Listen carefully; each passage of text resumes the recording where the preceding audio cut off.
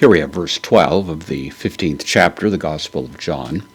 We're in the middle of a rather remarkable conversation in which Jesus has indicated to the disciples that he has been loved by the Father and has fully experienced the rich blessing of that by being obedient to the Father. And then Jesus turns around and says to his disciples that just as the Father has loved Jesus, so Jesus has loved his disciples, and that for them to enjoy the full significance of that, they need to abide in his love. And he ties that, of course, to obeying the commandments of Christ. And then we take a step further here as he begins to define what he means by a commandment. So he says we have haute, demonstrative pronoun. It's the nominative singular feminine, and it goes along with intole, the feminine noun here. So haute, this, the verb of being, a me, third person singular, present active indicative, so this is, and then the nominative singular feminine article, this is the intole, the commandment,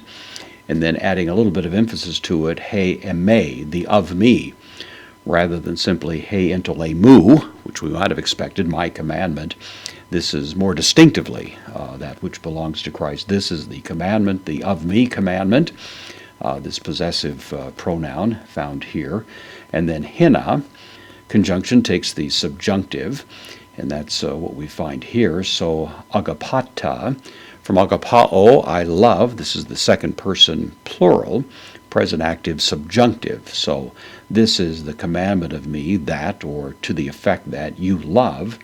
The reflexive pronoun allelus, you love one another. Kathos, which is a conjunction just as. Same word here, agapesa.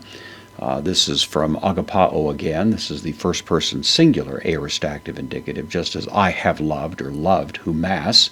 Direct object, this is the second person plural accusative of the pronoun, so just as I have loved you. So the way, in a sense, in which they can live in the great benefit of the love that Christ has for them is obeying his commandment. And as it turns out, as the Father has loved the Son, and as the Son has loved the disciples, now he takes the next step and says his command is that they should love each other with that same quality of love.